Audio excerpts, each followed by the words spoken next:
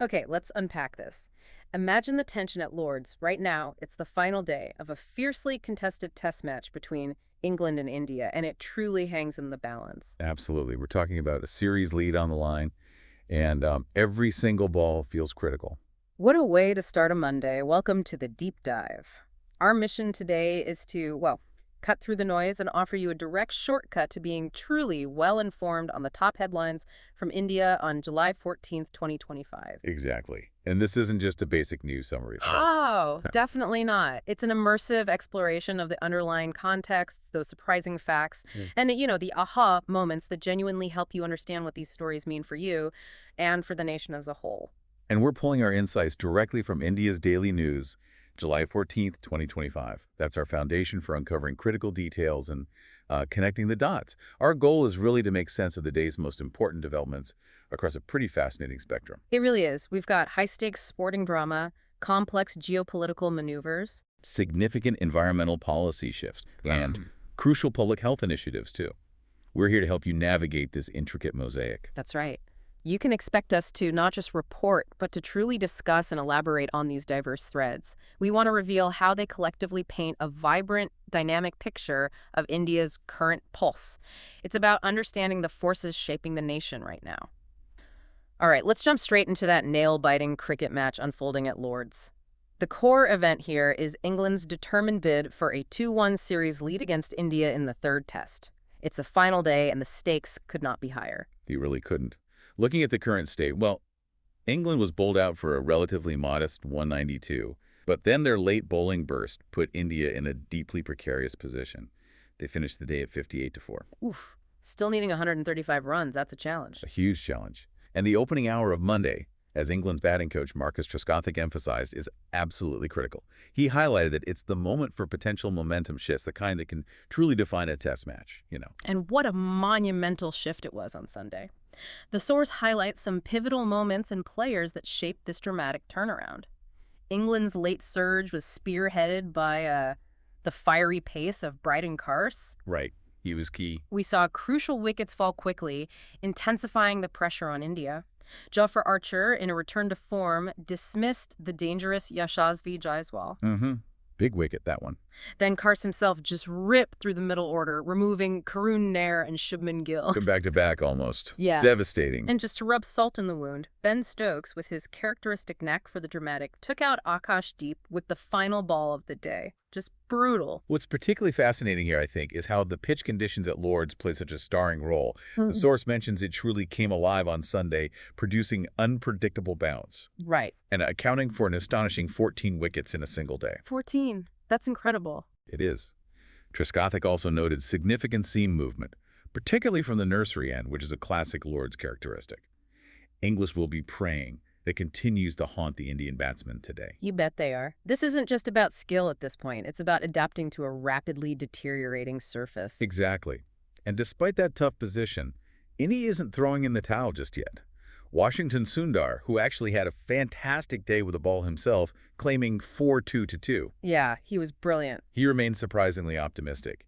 He cited KL Rahul's unbeaten 33 and the powerful presence of the aggressive batsman Rishabh Pant as genuine reasons for hope. Pant can change a game quickly, that's for sure. Absolutely. Sundar went as far as to affirm India's intent to be positive and really praised the prospect of securing a Lord's victory. So the fight is still there. And on England's side, there's news about their spinner, Shoaib Bashir. That's right. He'd been sidelined with an injury, but he's now fit and available. Adds another dimension to England's bowling attack if needed. Another weapon in their arsenal. Definitely. And the atmosphere, as Trescothick vividly described it, is electric. A sold-out crowd is expected, Oh, you can imagine. ensuring a thrilling, almost gladiatorial conclusion. This really speaks to the immense stakes involved. We're not just talking about a match here, it's potentially a moment in history.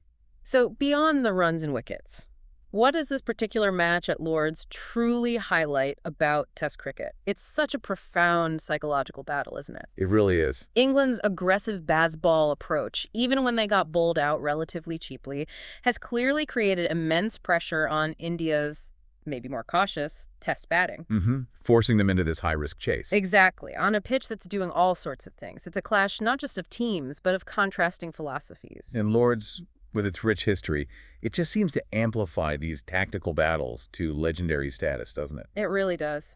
Absolutely. And the significance of securing a series lead in a multi-test series like this? Well, it simply cannot be overstated.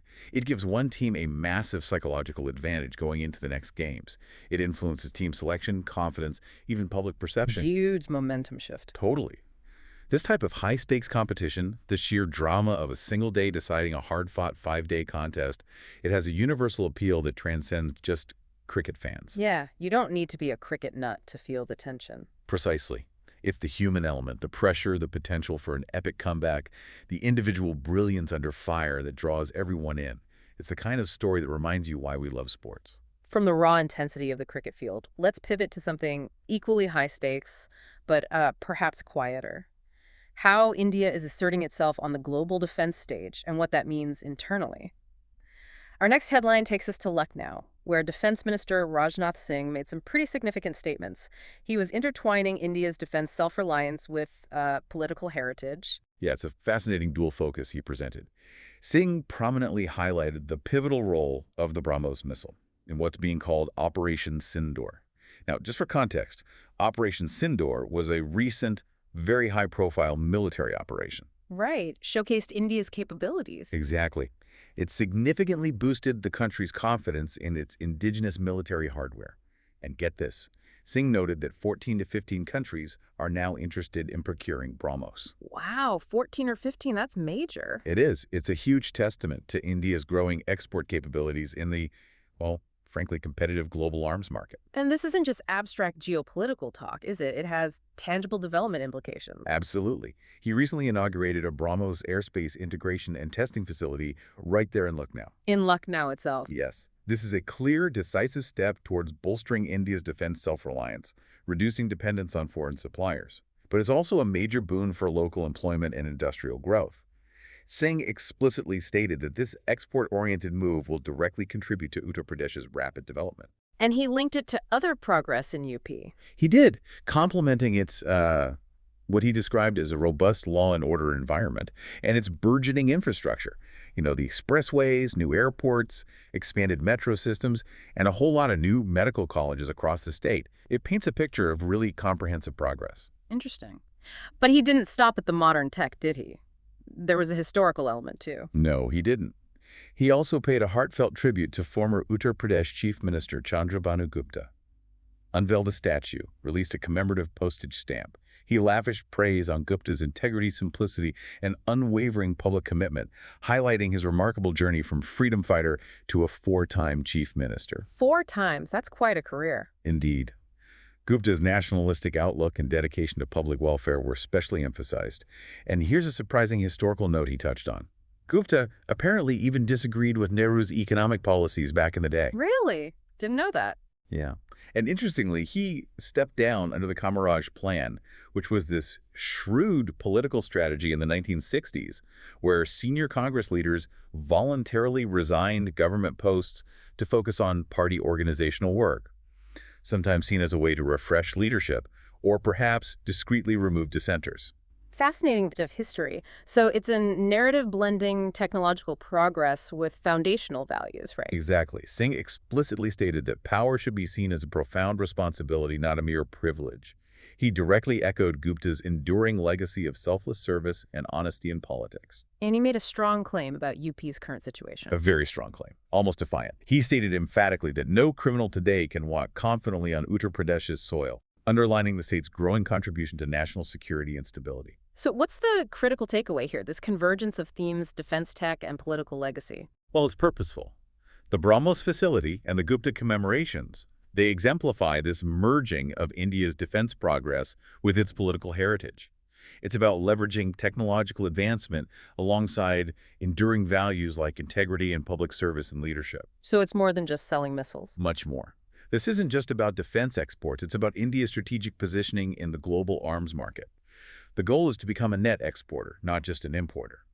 And the narrative of development and improved law and order in Uttar Pradesh is clearly being framed as a potent model for national progress. Right, connecting defense self-reliance to national strength. Precisely, both militarily and economically. It's a powerful blend of past and future tradition and innovation, aiming to reshape India's image, both domestically and internationally. Okay, from national security and strategic ambitions, let's shift our gaze to the very bedrock of democracy, the electoral process itself. Our next headline dives into a brewing political controversy around India's electoral rolls. RJD leader Tejashwi Yadav has strongly dismissed claims from the Election Commission of India, the ECI, about illegal immigrants in Bihar's voter lists. Yeah, this is a highly charged issue, especially given Bihar's dense population and its, pivotal role in Indian politics. Yadav didn't just dismiss the ECI's unnamed sources. He controversially likened them to mutra, or urine. Wow, that's provocative language. Extremely. It's a stark metaphor designed to emphasize their perceived lack of credibility and substance. He later took to social media to double down on this. He reiterated that the ECI is using what he called planted news to manipulate public perception. And he compared it to Operation Sindoor. He did. He made a striking comparison to false reports of victories in Pakistani cities during Operation Sindoor, which we just discussed. It's a calculated, very rhetorical broadside against the ECI. He certainly didn't pull any punches, did he? He criticized the ECI for not officially addressing the issue. Explicitly, alleging they were relying on rumors and exaggeration to create a narrative. He also questioned the pace and thoroughness of the Special Intensive Revision, or SIRAR, process. Which is the process for updating voter lists, right? Exactly, a crucial periodic exercise. And here's a critical point he made, potentially game-changing. He warned that even a 1% omission rate, given Bihar's vast population, 1% sounds small, but in Bihar, it could disenfranchise nearly 7.9 lakh people. That's 790,000 individuals, a number easily large enough to potentially alter outcomes in close assembly races. Bihar is known for tight electoral contests. that's a staggering number. And he raised concerns about the ground-level process. Yes, he further expressed serious concern that booth-level officers, the BLOs, those grassroots officials responsible for verification, were reportedly under immense pressure to meet targets. He alleged they were collecting forms without proper, diligent verification. This, he argued, would only exacerbate the issue of omissions and inaccuracies. Okay, so strong allegations. What was the reaction? Immediate and strong, as you'd expect. BJP leader Sanjay Jaiswal vehemently condemned Yadav's remarks. He attributed them to what he called Yadav's alleged lack of education and claimed he merely parrots what he's told at home. Jaiswal demanded a public apology and urged Yadav to commit to more responsible speech. So, a sharp political rebuttal. What about the ECI sources themselves? Well, despite Yadav's dismissal, the ECI sources did maintain their stance, according to the report. They stated that individuals from Nepal, Bangladesh, and Myanmar had reportedly acquired Indian documents like Aadhaar cards. India's national ID, basically. Right, and ration cards, which give access to subsidized food. This has, according to the ECI sources, prompted further verification steps scheduled for August. The final voter list is apparently due by September 30th. All this is unfolding amidst intensifying scrutiny of voter legitimacy and palpable political tensions, especially ahead of upcoming elections. So what's the real impact here for everyday citizens and the democratic process itself? This seems very significant. Hugely significant. This controversy profoundly highlights the highly charged nature of electoral roll integrity and its massive political ramifications, especially in a state like Bihar. It really underscores the contentious role of unnamed sources in public discourse and how they can be, well, weaponized to fuel political accusations, eroding public trust. And the core challenge remains. The deeper challenge here is maintaining the legitimacy and accuracy of voter lists while simultaneously ensuring all eligible citizens are included. That's exponentially more complex when sensitive issues like immigration are involved. It's a tough balancing act. Extremely. These controversies shake public confidence in the fairness of the electoral process itself, making it a battleground for political sparring. It's a stark reminder, isn't it, that the foundation of democracy, fair and accurate elections, is constantly under intense scrutiny. Absolutely. And it can quickly become a crucible for political conflict. The implications extend far beyond just one election result. They touch upon the very credibility of our state institutions. Okay, shifting our focus now to the intricate world of international relations. We're seeing China making a pointed, almost provocative statement. They're labeling the Tibet issue, specifically the Dalai Lama's reincarnation, as a burden on its bilateral relations with India. This isn't just a casual remark, is it? No, not at all. It's a carefully timed diplomatic volley. And what's critical to understand here is the timing. It's impeccable, almost pointedly so. This declaration from the Chinese embassy comes directly before Indian External Affairs Minister S. Jaishankar's crucial visit to China for the Shanghai Cooperation Organization, or SCO, summit. Right, his first visit since the Ladakh border standoff in 2020. Exactly, a very tense period. While recent troop disengagement efforts have signaled attempts to restore strained ties, this statement from Beijing, well, it throws a significant wrench into any hopes of a smooth diplomatic reset. It feels like they're setting the terms before he even arrives. It's almost a preemptive strike, setting the agenda. China's stance is unequivocally clear and quite assertive. They directly criticized Indian strategic and academic circles, including former officials, for making what they called improper remarks on the reincarnation debate. And these improper remarks generally relate to. They often involve discussing the Dalai Lama's right to choose his successor without Beijing's interference, or even suggesting India has some kind of moral obligation or role in the spiritual succession process. Beijing views the Dalai Lama's succession as strictly an internal matter, rejecting any and all outside interference with absolute firmness. And this comes after the Dalai Lama himself spoke recently. Precisely. These pointed comments from Beijing directly follow the Dalai Lama's own recent assertion that only Tibetan Buddhists, not governments, regardless of their authority, hold ultimate authority over his spiritual lineage and the reincarnation process. So a direct clash of perspectives there. A fundamental clash. Chinese spokesperson Yu Jing further stressed the extreme sensitivity of the Xizang, China's official name for Tibet issue. She adamantly insisted the reincarnation process must be sanctioned by its authorities, reinforcing Beijing's ironclad claim over Tibetan religious affairs and its brighter sovereignty over the region. It's a direct challenge to the spiritual authority of the Dalai Lama. So what's the real impact of this on the broader geopolitical chessboard? This seems like a persistent sticking point. It absolutely is. Yeah. Tibet is clearly a persistent and deeply sensitive flashpoint in Sino-Indian diplomacy. It continues to fester despite ongoing efforts to repair the strained ties post-LAC conflict. There's a fundamental, you could say irreconcilable clash here between spiritual authority, as asserted by the Dalai Lama and revered by millions worldwide. And the unyielding state authority asserted by China. Exactly. Over a profoundly significant religious process. China's stated zero tolerance for dissent regarding Tibet's status isn't just an internal policy. It's intrinsically framed as central to its geopolitical posture and its national pride. Historically, any discussion of Tibet is seen as a threat by Beijing. Yes. Historically, China has viewed any discussion of Tibet's autonomy or the Dalai Lama's succession as an existential threat to its territorial integrity. So while Jaishankar's SCO engagement is undoubtedly an opportunity for dialogue, maybe even some de-escalation, Beijing's statement kind of lowers expectations. it indicates that this underlying tension isn't going anywhere. It reinforces the intricate dance of international relations, where deep historical and cultural sensitivities often intertwine inextricably with strategic and economic interests. And that affects regional stability. Profoundly. It affects regional stability and global perceptions of sovereignty. This suggests that even as both sides perhaps seek common ground on some issues, the core disagreements remain potent and can be leveraged for diplomatic pressure. Now, let's turn our attention to an intriguing development that carries pretty significant geopolitical undertones. Russia has signed an industrial cooperation pact with Pakistan. The aim is to revive the long-defunct Pakistan Steel Mills, or PSM, located in Karachi. This feels like more than just a business deal. Oh, absolutely. This isn't merely economic. The PSM has a rich and, frankly, storied history.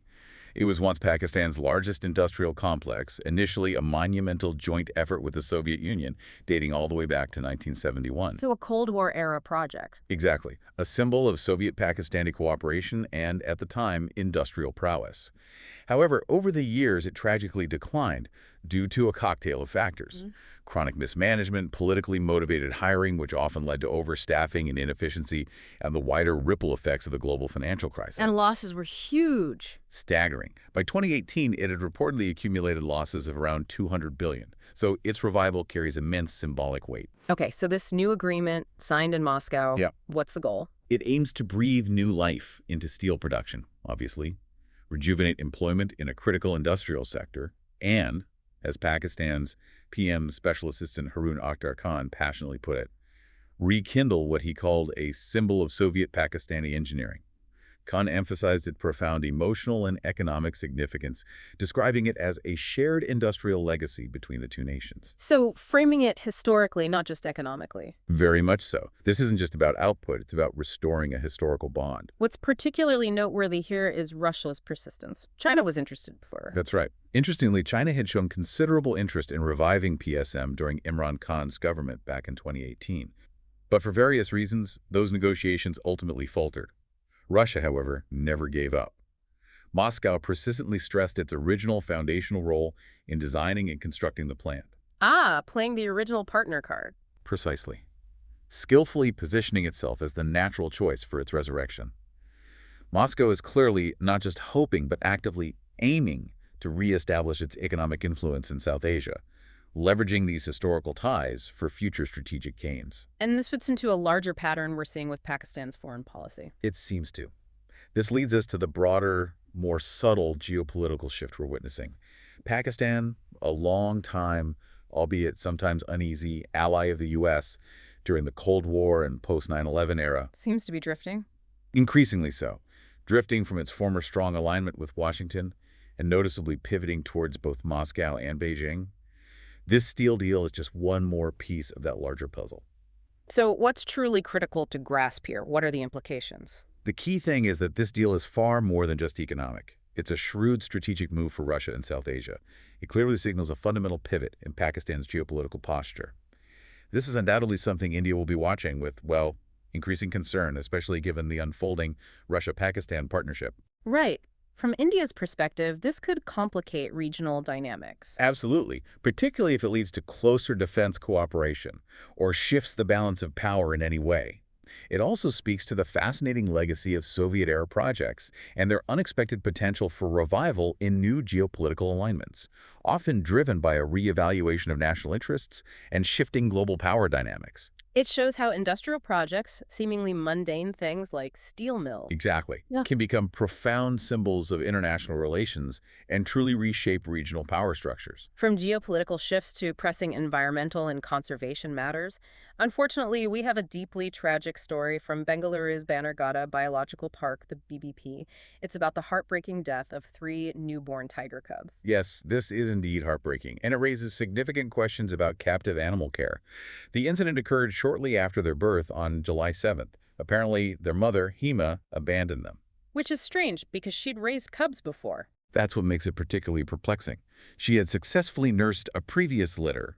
Yet this time, despite being in a controlled environment, she reportedly kept her distance, failing to nurture her tiny cubs. And the details that emerged later were quite disturbing. Extremely disturbing. Park officials stated that Hema's failure to nurture the cubs led directly to fatal injuries. All 3 cubs were quickly moved to a hospital for intensive care and attempted hand-rearing, a kind of last resort for abandoned cubs. But it wasn't successful. Tragically, no.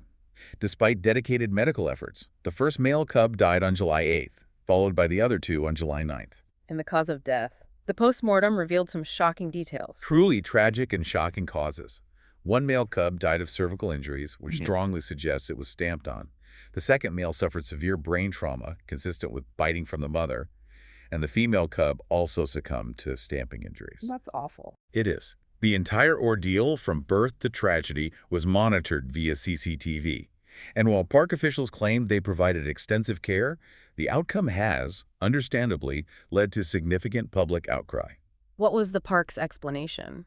BBP attempted to explain that maternal rejection is, unfortunately, not uncommon in captivity, and it often requires immediate human intervention. However, this explanation hasn't really placated the public. The incident sparked widespread outrage among animal lovers. And they blamed negligence? Many squarely blamed what they perceived as negligence and perhaps inexperienced veterinary staff.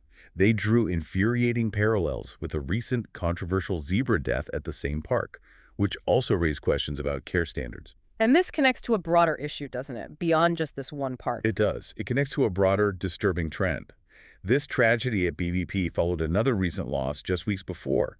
On June 26th, a tigress and her 4 cubs in Hills Hugyam Range were poisoned after consuming a pesticide-laced cattle carcass. Poisoned. Deliberately. Yes. In a grim development, 3 individuals later confessed to this heinous act, citing it as retaliation for livestock predation. Retaliation killing, a huge problem in human-wildlife conflict zones. Exactly. These incidents profoundly highlight the complex, multifaceted challenges of captive wildlife care and breeding programs, as well as the relentless and often brutal human-wildlife conflict outside protected areas. So what's the larger message here for us? What should we take away from these tragedies? Well, beyond the immediate grief and outrage, these incidents bring into sharp focus the ethical considerations and the intense public scrutiny surrounding animal deaths in zoos and parks. They underscore the persistent and often fatal challenge of human-wildlife conflict, often driven by that retaliation for livestock predation, particularly in areas bordering wild habitats where livelihoods are directly impacted. It raises tough questions about balancing conservation with local realities. Absolutely. How can we balance critical conservation efforts with the harsh realities of both captive environments and wild habitats? The fragility of these efforts and the urgent need for stricter oversight, improved protocols, and ethical stewardship in both contexts become strikingly, painfully clear. It's a stark reminder of our responsibility. The profound responsibility to these magnificent creatures and the ecosystems they inhabit. Okay, now let's shift to a pivotal policy decision that directly impacts millions across India, potentially affecting both wallets and air quality. The government has decided to relax flue gas desulfurization, or FGD, requirements for a significant number of thermal power plants. That's right. This move has the potential to substantially lower electricity costs, which is obviously a big deal, but it comes with a trade-off, an environmental one. Yes, this is indeed a very significant policy shift. It was formally outlined in a July 12th notification from the Ministry of Environment, Forests, and Climate Change. The core of it is that coal-based plants located beyond a specific 10-kilometer radius of cities with populations over 1 million. Okay, so outside the immediate vicinity of large urban centers. Exactly. They are no longer mandated to install FGD systems. And just to clarify for listeners, FGD systems are crucial environmental control technologies. They're specifically designed to limit harmful sulfur dioxide, SO emissions, particularly from burning coal in power plants. So it's not a blanket exemption across the board then. There are still places where it's required. Correct. The source clearly points out that FGD installation will still be rigorously required for plants operating within the National Capital Region, the NCR. Right, Delhi and surrounding areas known for air quality issues. Precisely, and also in other cities with populations above 1 million, and for plants situated within 10 kilometers of critically polluted or designated non-attainment areas, places already struggling with air quality. Even for plants in these specific high-priority zones, the decision on FGD implementation will apparently be made on a case-by-case basis by the central government, following detailed input from its expert appraisal committee. So a more nuanced approach for those sensitive areas. It suggests that yes, a nuanced, albeit potentially complex, regulatory approach. And what about plants outside those specific zones? For Category C thermal plants, which are those outside those designated 10-kilometer urban zones, they must still adhere to existing stack height standards from a 1990 regulation, rather than adopting the often costly and time-consuming FGD systems. And the scale of this exemption is quite large. It's huge. It impacts approximately 79% of India's 180 active thermal power plants. That offers them substantial operational cost relief. 79%, that's the vast majority. It is, and that relief could directly translate to lower production costs for electricity. Okay, so on one hand, you have the proponents, people in the energy sector, maybe? Primarily, yes. Experts within the energy sector argue this move may lead to significantly reduced power tariffs, especially benefiting rural and semi-urban regions. That's a major potential economic benefit for millions of households and small businesses. It addresses a very real need for affordable energy. But on the other hand, the critics, environmental advocates. Exactly. Environmental advocates and public health organizations have raised very significant concerns. They warn of potentially severe long-term air quality implications. They project increased SO levels across vast swaths of the country if these systems aren't installed. And so Eros isn't just a minor pollutant. No, not at all. Elevated SO levels contribute directly to respiratory illnesses, acid rain, and can damage sensitive ecosystems. They caution that unless stringent monitoring mechanisms and robust enforcement protocols are put in place alongside these relaxed guidelines, the environmental and health costs could quickly outweigh the immediate economic benefits. This really highlights a core dilemma for India, doesn't it? Balancing environmental commitments with economic needs.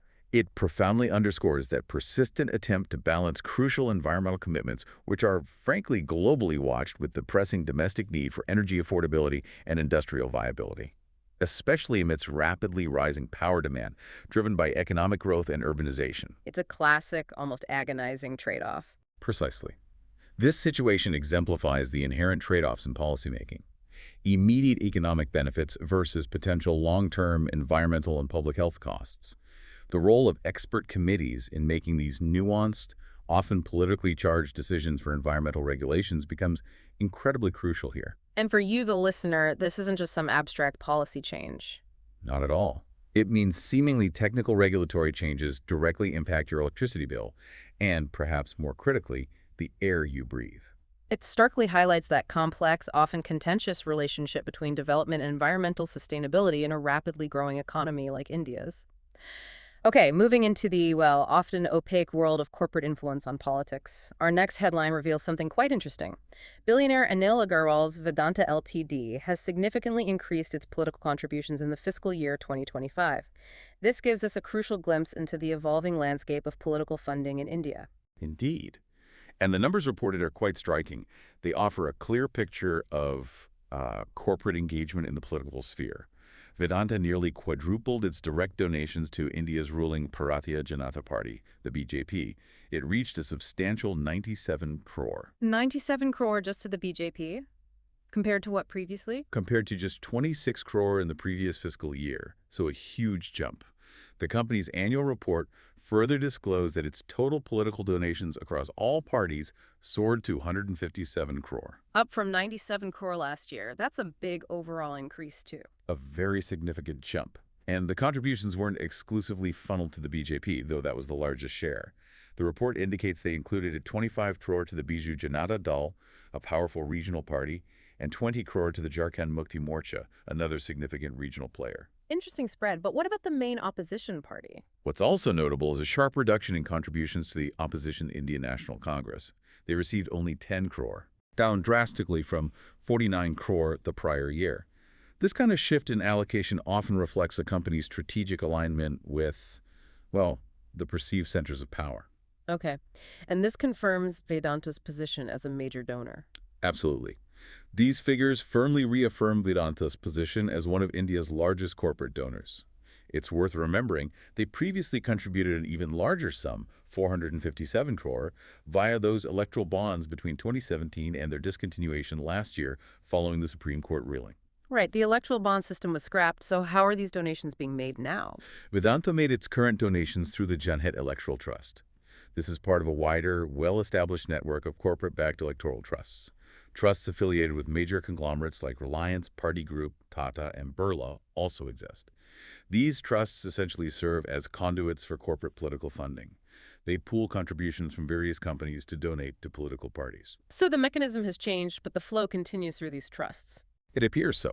Beyond direct political funding, the report also detailed Vedanta's brand fee and strategic service payments to its London-listed parent company, Vedanta Resources, Pinlock.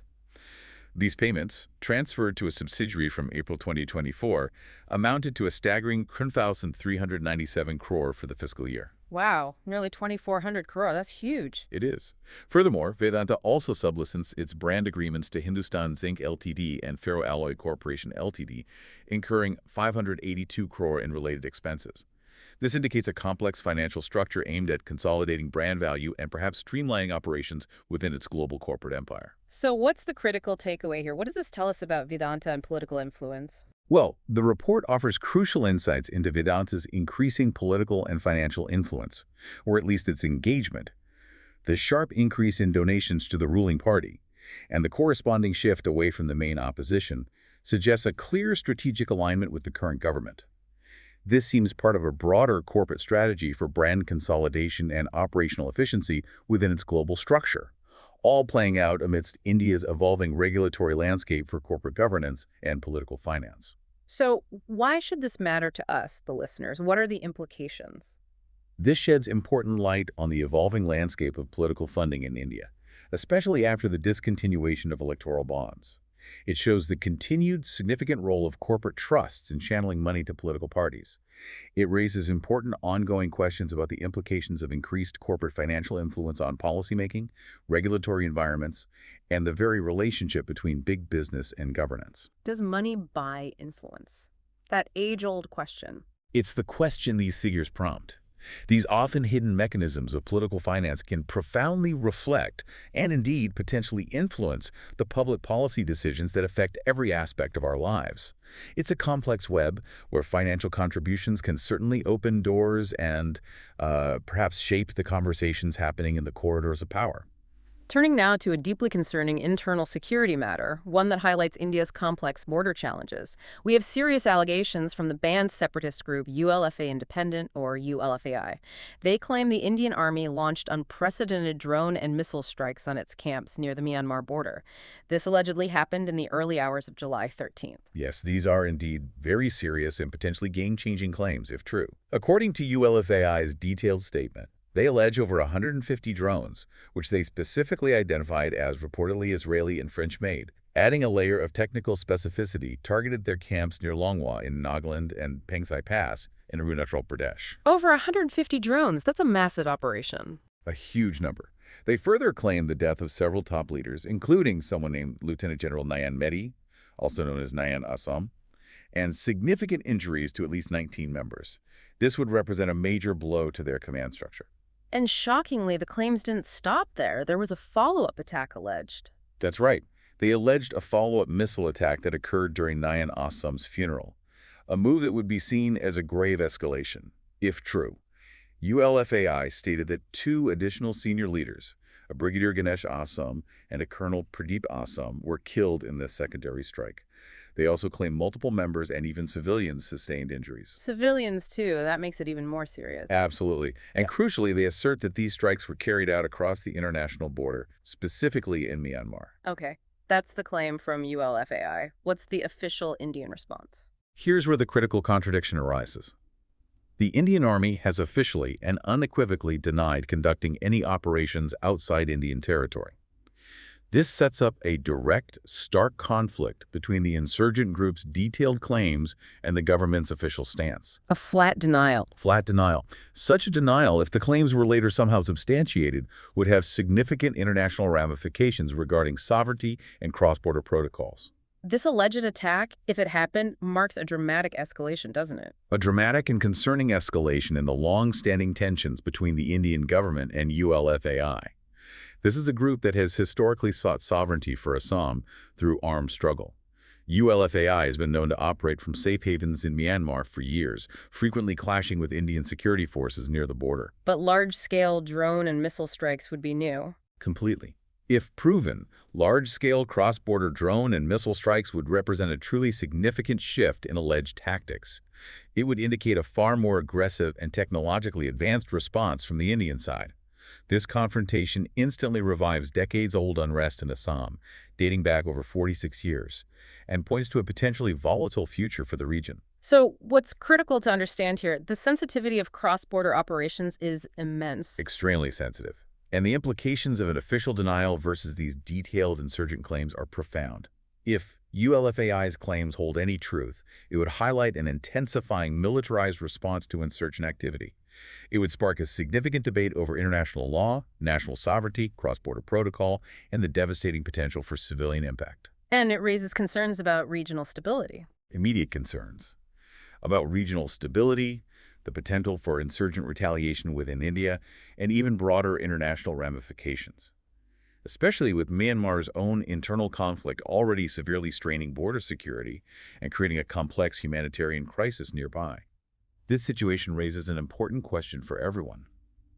What can we truly believe when an official denial meets such specific, albeit unconfirmed, insurgent claims? It's the fog of war, almost. Exactly. It forces us to consider the complexities of internal security challenges that inevitably spill over international borders, and how unconfirmed reports can fuel regional tensions and raise difficult questions about accountability and transparency. Indeed.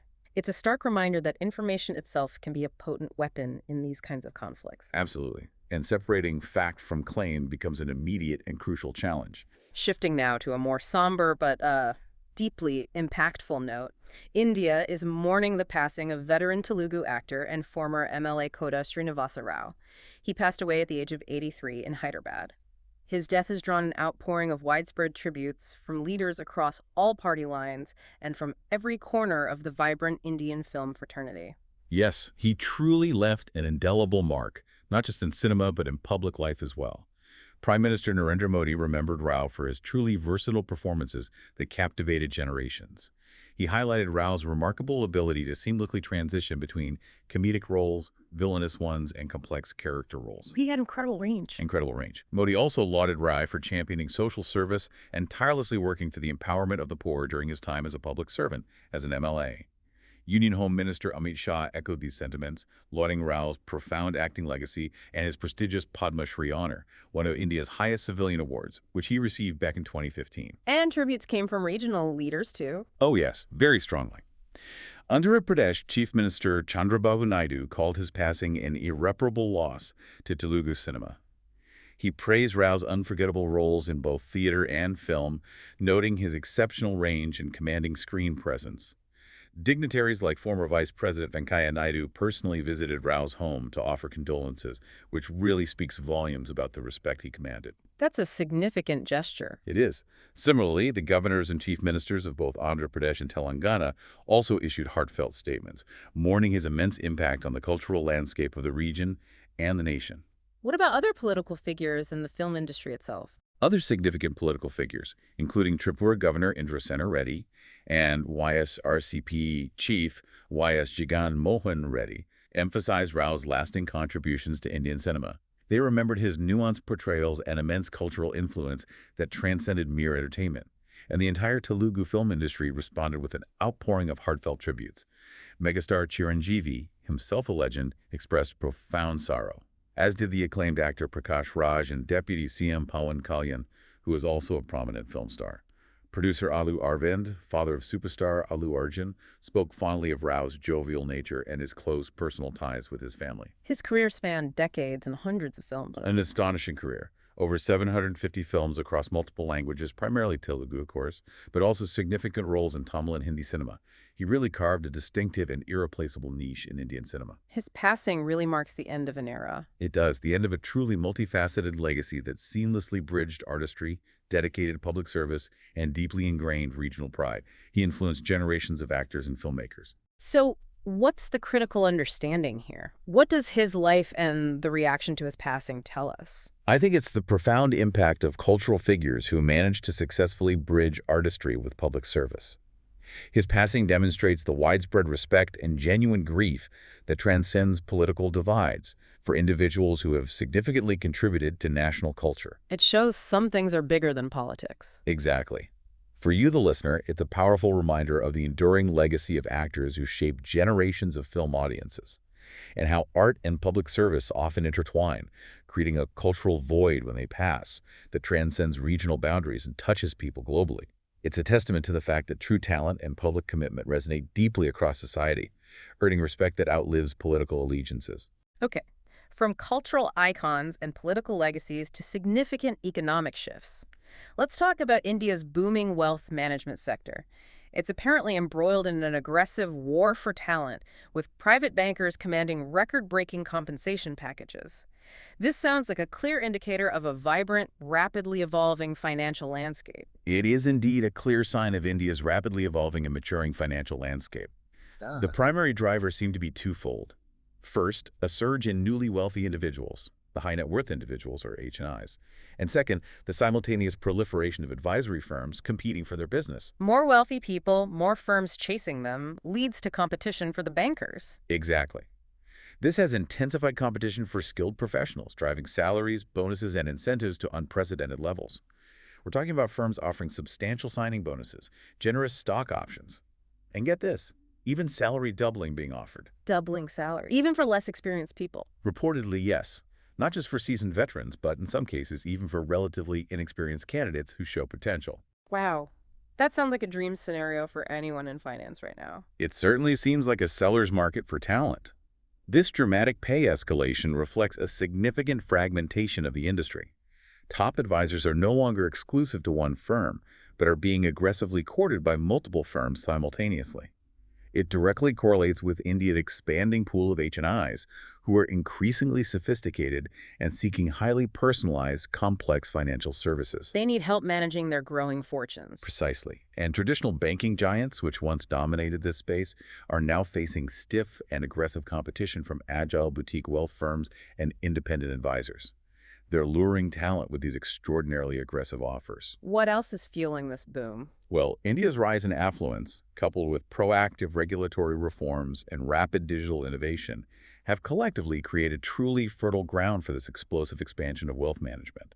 This, in turn, has spurred an immense demand for highly skilled professionals who can cater to the increasingly sophisticated investment needs of these HNIs. And those needs go beyond just stocks and bonds. Oh, definitely. They span across diverse asset classes like real estate, public and private equities, alternative investments, and complex areas like succession planning and even philanthropy advice. So these private bankers, maybe once seen as niche specialists, have truly become pivotal players in this whole ecosystem. Absolutely pivotal. They are at the forefront, not just managing assets and optimizing portfolios, but critically deepening client engagement and building that long-term trust.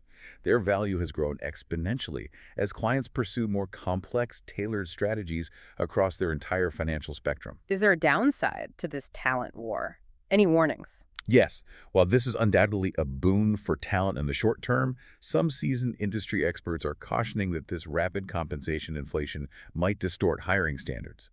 There's a potential risk that firms might compromise on experience or cultural fit in their haste to onboard talent just to grab market share. Which could lead to problems down the line. Could lead to mismatched expectations and maybe high attrition later on.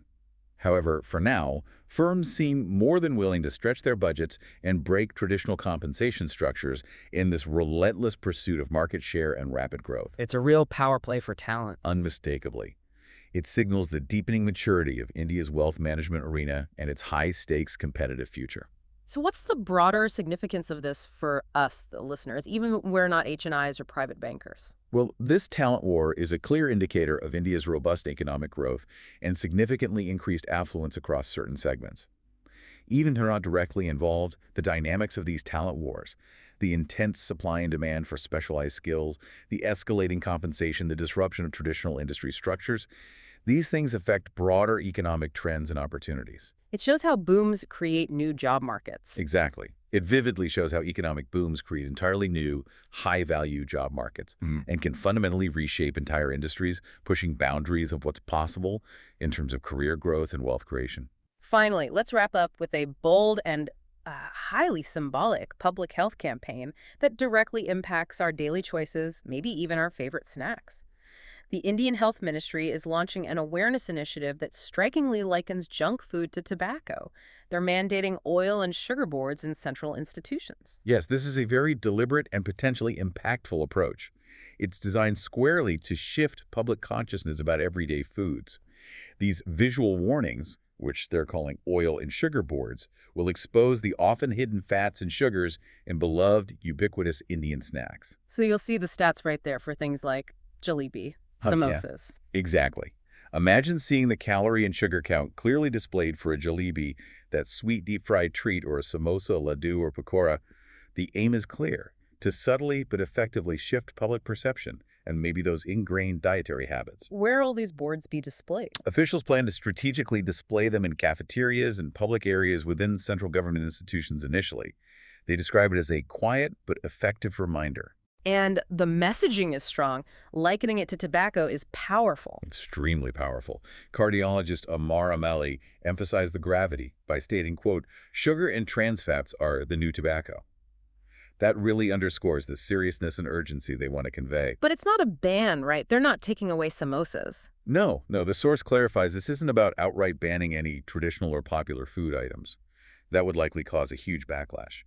Rather, it's about empowering individuals with information to make informed choices. So seeing the sugar content might make you think twice. That's the idea. For example, it's about making someone reconsider indulging in, say, a gulab jamun, that very popular syrupy sweet, when they see a board clearly indicating it contains maybe 5 teaspoons of hidden sugar. And this is driven by concerns about obesity. Correctly. This campaign addresses India's rapidly escalating obesity crisis.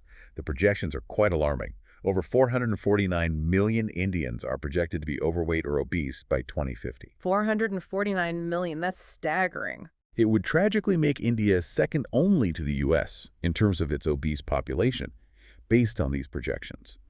And the current impact is already significant. 1 in 5 urban adults is affected, and rising childhood obesity adds an even greater sense of urgency. It points to a severe public health burden in the coming decades. Did health professionals comment on the approach? Yes. Senior diabetologist Sunil Gupta further clarified that this campaign isn't about eliminating traditional snacks that are deeply embedded in India's culture. That would be unrealistic and probably counterproductive. Instead, he stressed it's fundamentally about enabling self-awareness and fostering moderation through informed choices. So as part of a bigger health strategy. Exactly. Health advocates view these signs as a crucial component of a much larger, multi-pronged battle against the proliferation of non-communicable diseases, things like diabetes, heart conditions, and hypertension, which are increasingly straining India's healthcare system. Where will this start? Nagpur will apparently be an early adopter of this impactful initiative, introducing prominent signage as these dietary nudges. The underlying idea is that these boards won't preach or dictate, but they will subtly provoke thought and consideration. A visual cue right at the point of decision. Precisely. They'll be strategically nestled near every tempting bite, whispering a gentle but firm reminder. Eat wisely. Your future self might thank you. It's a clever combination, isn't it? Public health messaging, cultural sensitivity, visual impact. It is, aiming to foster healthier habits through informed decision-making rather than prohibition. It's kind of quiet revolution against hidden sugars and fats, one board at a time. Hashtag tag outro. Well, as we wrap up this deep dive into the headlines of July 14th, 2025, we've certainly covered a lot of ground. We've journeyed from the dramatic cricket pitch at Lord's to the quiet corridors of policymaking, navigated the complex geopolitical chessboard, and even explored that very personal battle for public health and wellness. Absolutely. Each headline, while distinct in its immediate focus, really offers a crucial window into the dynamic and multifaceted reality of India today.